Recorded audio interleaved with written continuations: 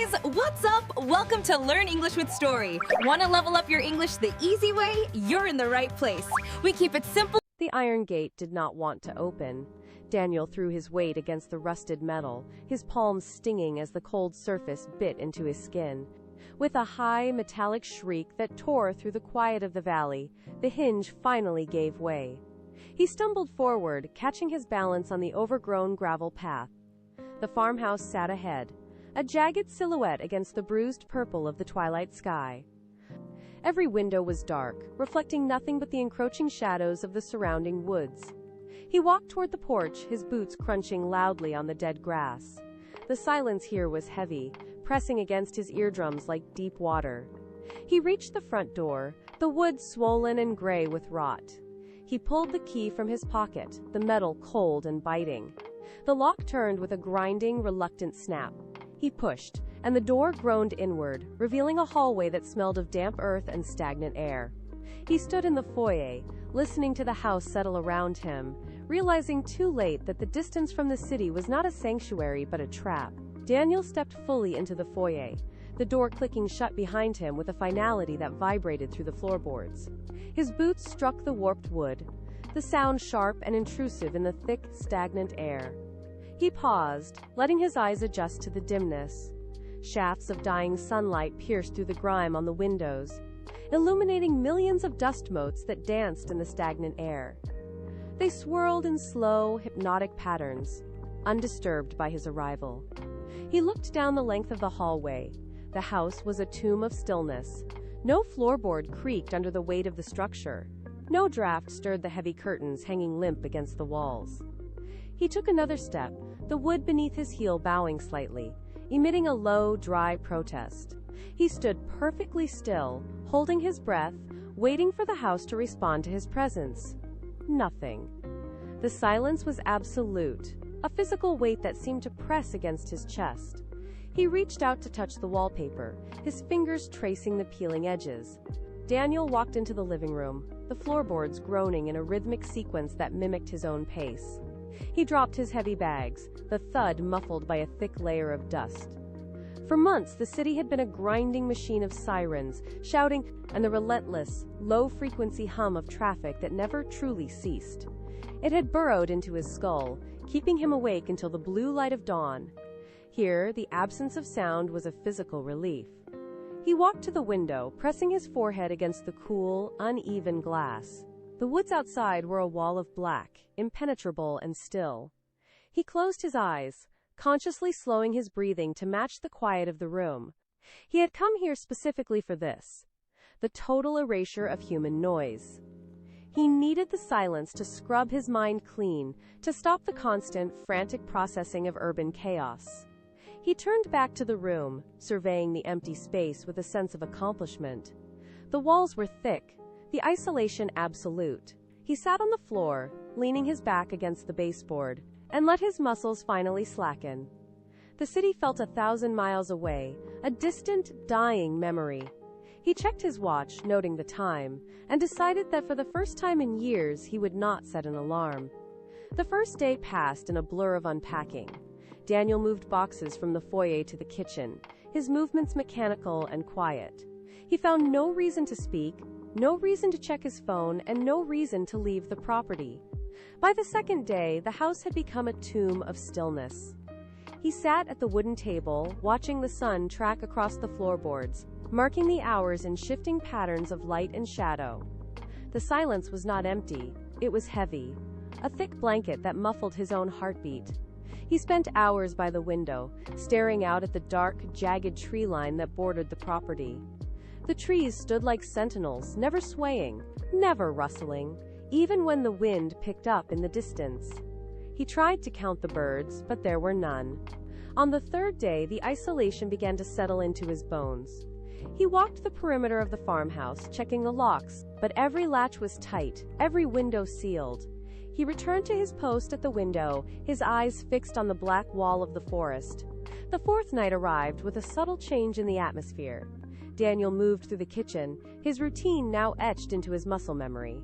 He reached for the light switch, but his hand hovered in the air. He stopped, his gaze snapping to the pantry. The door, which he had firmly latched shut that very morning, stood ajar by 3 inches. A thin sliver of darkness peered out from the gap. He stood motionless, his heart hammering against his ribs. He clearly remembered the click of the latch. He remembered the resistance of the wood as he had pushed it into place. He had checked every lock in the house twice before the sun went down. He took a step forward, his boots silent on the linoleum. The air in the kitchen felt different, thinner, as if the room had been holding its breath. He reached out, his fingers hovering near the edge of the door, testing the temperature of the air. It was colder than the rest of the room. A strange, sharp curiosity began to stir in his chest. He was no longer just an observer, he was being watched. Daniel reached out, his grip tightening around the edge of the pantry door. He pulled it toward the frame with a sharp, deliberate motion. The wood groaned, a harsh, splintering sound that echoed through the kitchen like a gunshot in a canyon. It was far too loud for such a small space. The door scraped against the floorboards, a jagged, grating friction that vibrated up his arm and settled in his teeth. He pressed his palm against the surface, forcing it to seat firmly into the latch. It clicked, but the sound felt hollow, as if the mechanism were not truly catching. He held his hand there for a long moment, feeling the wood vibrate under his skin. The air in the kitchen seemed to thicken, pressing against his back. He pulled his hand away, his fingers tingling from the cold. He waited for a reaction, for a creak or a shift in the walls, but the house remained frozen. The silence returned, deeper and more suffocating than before. It was no longer the stillness of an empty room, but the heavy, expectant quiet of something waiting. Daniel turned away, his boots clicking rhythmically on the linoleum, but he could not shake the sensation that the door was already pushing back against the latch. Daniel retreated to the bedroom and shut the door, but the latch felt flimsy against the weight of the house. He climbed into bed, pulling the sheets up to his chin, and stared at the ceiling. The darkness in the room was not empty. It felt thick, pressing against his eyes like a physical weight. Every time he blinked, the shadows seemed to shift, rearranging themselves in the periphery of his vision. He forced his eyes shut, trying to regulate his breathing, but his ears remained wide open. He found himself listening for things he should not be hearing. The silence was so absolute it began to ring in his ears, a high-pitched hum that made his scalp crawl. He shifted his weight, the mattress springs groaning in protest, and the sound was so jarring he froze mid-motion. He lay perfectly still, his muscles coiled tight, waiting for the house to acknowledge his presence. He was waiting for the inevitable break in the stillness. The silence in the bedroom shattered. It did not fade. It broke under the weight of a new, incoming sound. From the hallway, a dull vibration traveled through the floorboards and into the frame of the bed. It was a thud. Low, heavy, and muffled by the distance, yet unmistakable. Daniel stopped breathing. He counted the seconds, his pulse hammering against his ribs in time with the silence that followed the impact. Then, it happened again. A second thud, identical in pitch and duration to the first. It was not the random groan of aging timber. This was deliberate. The sound carried the weight of something moving with intent. He pressed his ear into the pillow, trying to isolate the direction, but the noise seemed to bleed through the walls from multiple points at once. It was a slow, measured cadence. Each impact sent a faint tremor through the floor, a ripple that reached his fingertips. The house was a vessel for a presence. Step. The vibration traveled through the floorboards and vibrated against the soles of his feet. Pause. The silence that followed was heavy, expectant, and sharp. The sound occurred again, closer now, echoing from the narrow corridor just outside his door. Daniel pushed himself up from the mattress, the springs shrieking under his sudden movement.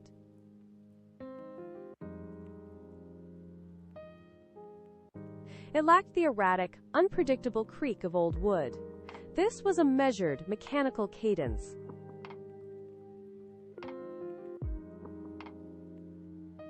He remained motionless, his eyes locked on the sliver of darkness beneath his bedroom door. The footsteps did not falter.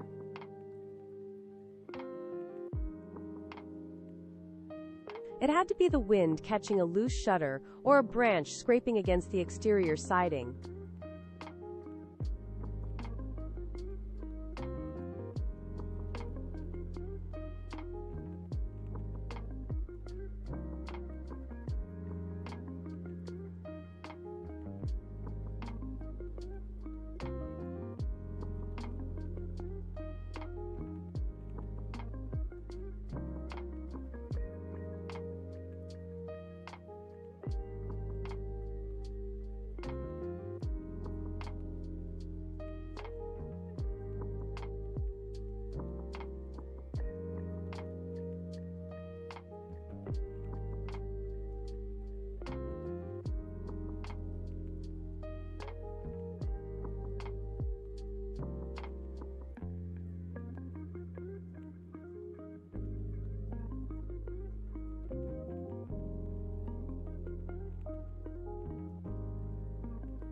A jolt of pure physical terror surged through his spine, forcing his muscles to spasm. He did not turn. He could not.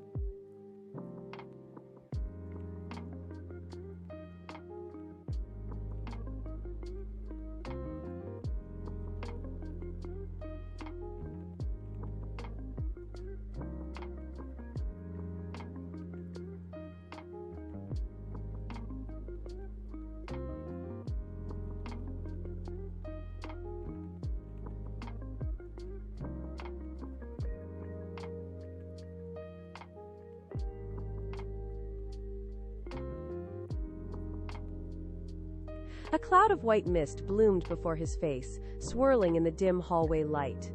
He blinked, watching his own breath hang in the air, thick and ghost-like.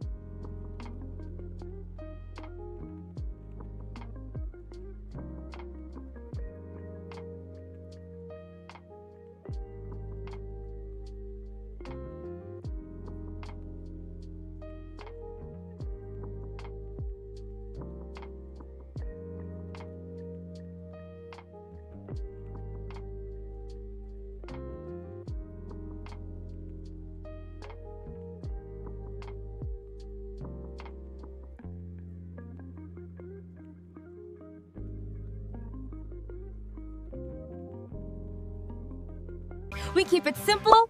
Alright guys, that's it for today. Hope you picked up some cool English from this story. If you enjoyed it, hit that like button, share